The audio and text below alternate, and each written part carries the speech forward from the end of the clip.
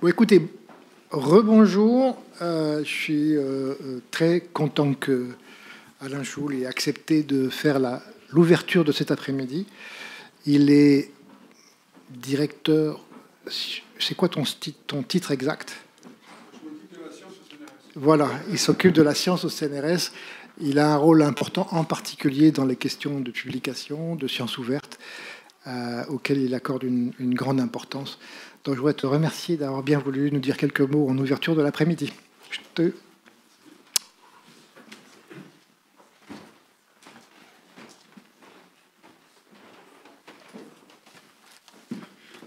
Oui, je vous remercie de m'avoir invité d'abord. Et c'était important que le CNRS soit présent aujourd'hui pour montrer tout l'intérêt qui porte au sujet, même si on me demande, alors je vais utiliser des mots qui sont peut-être pas français, d'introduire l'inintroduisible. Voilà. Donc oui, en fait, je vais commencer par une anecdote qui m'est arrivé du temps où il y avait des relations avec la Russie. Et on était allé à Moscou pour fêter les 20 ans de la collaboration scientifique entre le CNRS et une grande agence de financement russe. Et il y avait une vingtaine de personnes du CNRS qui étaient venues. Et il y a eu deux colloques en parallèle, l'un en sciences dites dures et l'autre en sciences humaines et sociales. Le colloque en sciences dites dures, on a baragouiné un anglais qu'on parlait aussi mal les uns que les autres, et on s'est compris. Et le colloque en sciences humaines et sociales, les Français parlaient en français, les Russes parlaient en russe, ce qui fait qu'il n'y a que les gens qui parlaient français et russe qui comprenaient ce qui se disait. Je pense qu'on est un peu au cœur du sujet de ce qui se passe aujourd'hui. C'est un, oui, il faut publier. Deux, il faut publier, mais aussi publier pour être lu. Certes. Voilà. Non, c'est pas, on n'est pas. L'objectif n'est pas de publier, mais l'objectif est d'être lu. Enfin, c'est mon sentiment. Voilà. Donc évidemment, on a aujourd'hui, on a une espèce de paradigme qui fait que les progrès de l'intelligence artificielle, petit à petit, nous permettent de traduire de mieux en mieux les textes d'une langue à l'autre. Mais si je me souviens bien, il y a quelques années, on a eu une médaille d'or au CNRS qui s'appelait Barbara Cassin, je ne sais pas si elle est là. Ah bah oui, voilà, et qui disait qu'il y avait quand même des choses qui étaient intraduisibles et que c'était compliqué de faire passer la pensée des fois comme ça. Donc voilà, donc en fait je vais pas apporter des questions, je ne sais pas si j'introduis vraiment la session de cet après-midi, mais je donne des idées qui m'ont été fournies. Vous devinerez bien par qui, par la directrice de l'Institut des sciences humaines et sociales du CNRS, qui est très alerté sur le sujet.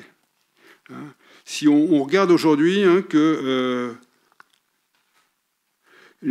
l'ensemble des papiers publiés dans les 45 dernières années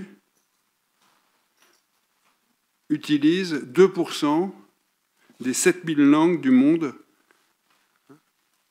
Et donc c'est quelque chose qui est absolument totalement négligeable. Et derrière la traduction, il y a aussi le fait que traduire, c'est traduire pour à la fois, c'est-à-dire que si on publiait tout en anglais, il y a le problème de la traduire à la fois pour être compris par ses confrères, mais il y a aussi tout ce qui concerne la vulgarisation scientifique, toute l'information scientifique et technique est derrière, qui fait que s'il y a des choses qui ne sont pas publiées, s'il n'y a plus rien qui est publié dans une langue, ben on va avoir du mal à faire tout ce travail qui est ici. Ne vous inquiétez pas, je n'apporte pas des réponses. Hein.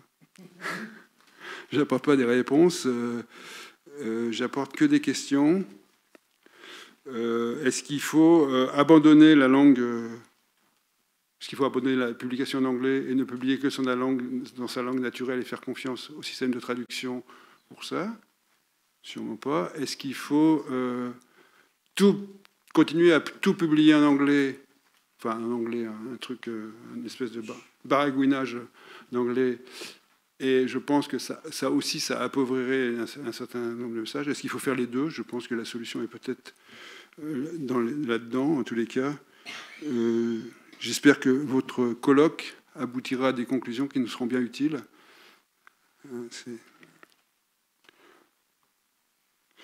Voilà.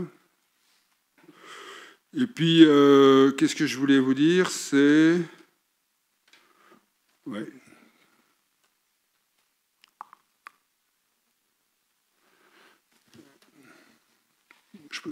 Je pense que j'ai dit tout ce que je voulais dire.